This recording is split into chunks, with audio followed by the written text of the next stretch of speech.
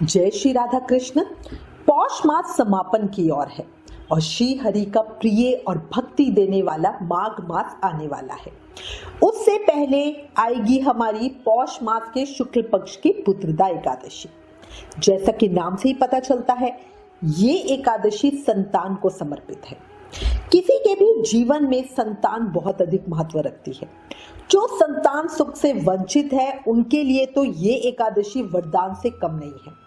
बाकी जो लोग वैसे एकादशी व्रत नहीं करते, वो भी ये व्रत संतान के स्वस्थ और दीर्घ आयु की कामना से जरूर करते हैं। अब आज इस वीडियो में आपको इसी महान और अति फलकारी एकादशी की पूजा विधि और महत्व बताती हूँ, क्योंकि सही तरीके से की गई पूजा और नियमों के साथ किए गए व्रत का हमें पूर्ण और तुरंत फल मिलता है। शुभ फल के साथ भगवान श्री हमसे प्रसन्न भी होते हैं और अपनी कृपा बरसाते हैं। तो अब देर ना करते हुए इस वीडियो में आपको पुत्रदा एकादशी व्रत का महत्व, पूजा विधि, स्पेशल भोग, ध्यान रखने योग्य बातें आदि बहुत सारी जानकारी दूंगी। एक ही वीडियो में बहुत सारी जानकारी मिल जाएगी, इसलिए प्लीज वीडियो लास्ट तक जरूर देखना। चैनल पर नए हो तो चैनल सब्सक्राइब करना।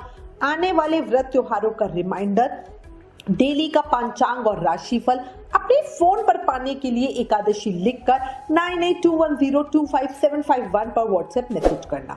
वीडियो पसंद आए तो लाइक और शेयर करना भूलना नहीं। एक जयकारे के साथ वीडियो शुरू करते हैं। बोलो लक्ष्मी नारायण भगवान की जय, मोर मुकुट बंसी वाले की जय, एकादशी माता की जय। देखो, साल में 24 एकादशियां होती हैं। सभी का नाम और कथा महत्व अलग अलग होते हैं, पर सिर्फ पुत्रदा एक अकेली ऐसी एकादशी है जो साल में 2 बार आती है। एक बार पौष शुक्ल पक्ष में और दूसरी बार श्रावण शुक्ल पक्ष में। इन दोनों ही एकादशियों को पुत्रदा एकादशी कहते हैं। अंग्रेजी कैलेंडर की बात करूं तो उसके अनुसार पौष शुक्ल पक्ष की एकादशी दिसंबर जनवरी में आती है, जबकि श्रावण शुक्ल पक्ष की एकादशी जुलाई या अगस्त के महीने में आती है। अब ऐसा क्यों? तो शायद पुत्रदा एकादशी साल में 2 बार इसलिए आती है क्योंकि संतान बिना सुख नहीं, मुक्ति नहीं, और ये बात हर किसी ने महसूस की ही होगी। जीवन में संतान बहुत अधिक जरूरी है। संतान अगर वैष्णव, भक्त हो, आज्ञाकारी हो, स्वस्थ हो, सुखी हो और सौभाग्यशाली हो, तो सभी जो पेरेंट्स है उनका जीवन सफल हो ही जाता है। इसलिए इन कामनाओं की पूर्ति करवाने वाला पुत्रदा एकादशी व्रत सभी के लिए बहुत ज्यादा महत्व रखता है। इस दिन सुदर्शन चक्रधारी भगवान विष्णु के साथ कान्हा जी के बाल स्वरूप यानी लड्डू गोपाल की पूजा का विशेष महत्व है। माना जाता है कि जो भी व्यक्ति पूरे श्रद्धा, नियम और विधि विधान से पुत्रदा एकादशी का व्रत करते हैं, उन्हें योग्य संतान की प्राप्ति होती है। इसी कारण इसे पुत्रदा एकादशी कहा जाता है। इस व्रत के प्रभाव से संतान की रक्षा भी होती है। इस व्रत के पुण्य से मनुष्य की संतान के साथ साथ साधक स्वयं भी तपस्वी, विद्वान और लक्ष्मीवान होता है। तो मतलब ये समझो कितने डबल बेनिफिट है कि बच्चों को भी असर हो रहा है और हमारे खुद के ऊपर भी हो रहा है। माना जाता है कि इस एकादशी के व्रत के समान दूसरा कोई व्रत नहीं है। संतान प्राप्ति के लिए इस व्रत को हर किसी को जरूर ही रखना चाहिए। इससे हमारे मन की इच्छाएं भी पूरी होती है। ये भी माना जाता है कि इस व्रत के पूजा के प्रभाव से संतान पर आने वाले सारे कष्टों से भी उसकी रक्षा हो जाती है। इसलिए सभी को इस एकादशी का व्रत जरूरी करना चाहिए।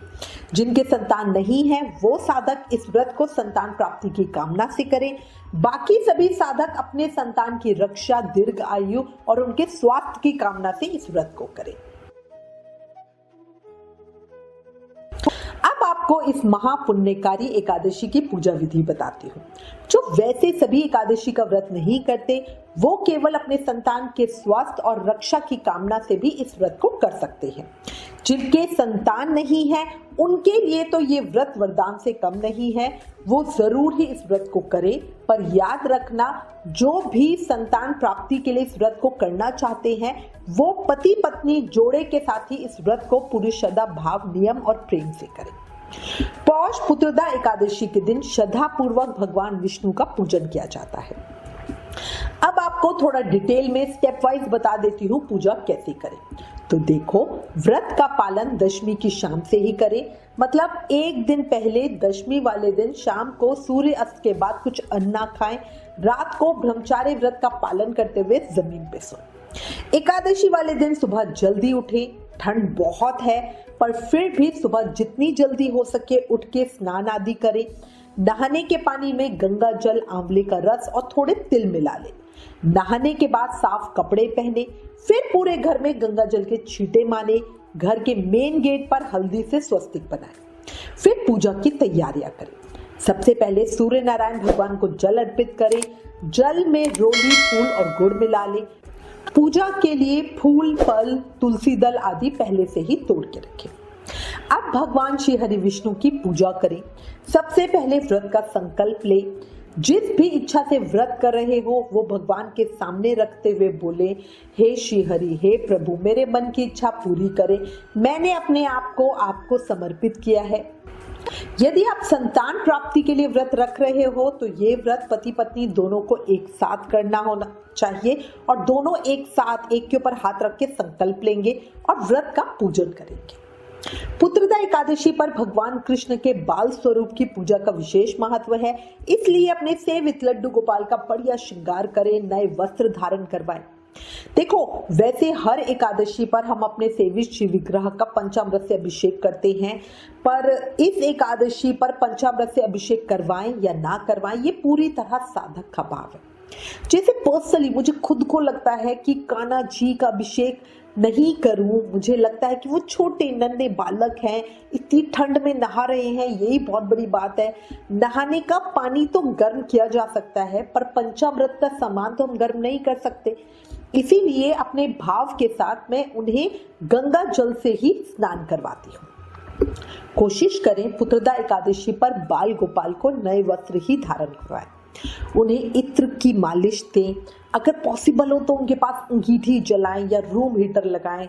बढ़िया कढ़ा हुआ दूध, मतलब दूध के अंदर काजू बादाम छुआरे, मतलब मेवा वगैरह डाल के बढ़िया काढ़ा होता है जो गाढ़ा हो जाता है दूध, है ना, बढ़िया पका कर फिर ठाकुर जी को भोग लगाएं, इससे उनके अंदर गर्मी आती है।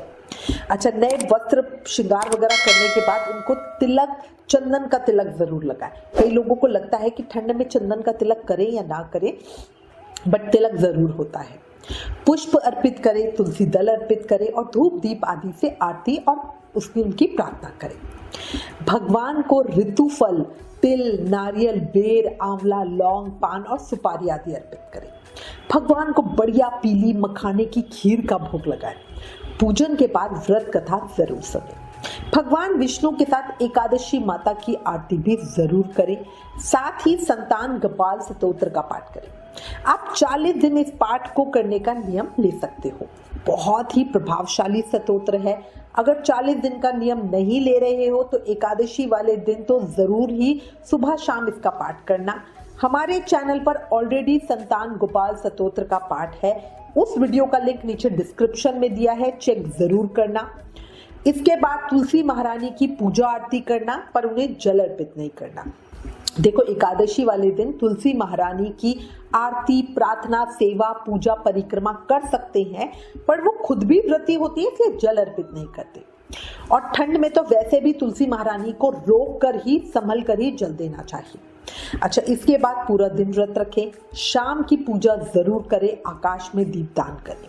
एकादशी के दिन रात्रि जागरण का विशेष महत्व है, इसलिए रात में जागकर भगवान का भजन कीर्तन जरूर करें। एकादशी के दिन विष्णु सहस्त्र नाम का पाठ करने से भगवान विष्णु की विशेष कृपा मिलती है। पुत्रदा एकादशी का व्रत अगर संभव हो तो निराहार रहकर करना चाहिए और अगर संभव ना हो तो संध्या काल में ही दीपदान के बाद फलाहार कर सकते हैं। एक चीज याद रखना, पौष पुत्रदा एकादशी पर गाय का दूध चांदी के बर्तन में जमाकर, यानी उसका दही बनाकर या किसी भी और तरीके से दूध का फलाहार जरूर करना चाहिए। इससे बिल्ली और बिच्छू की योनि से मुक्ति मिलती है।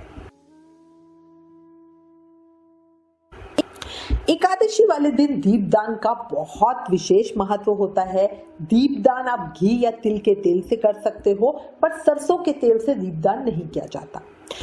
सिर्फ पितरों के लिए या जो शनि महाराज के लिए होता है वो अलग होता है, बट एकादशी पर हम सरसों के तेल से दीपदान नहीं करते।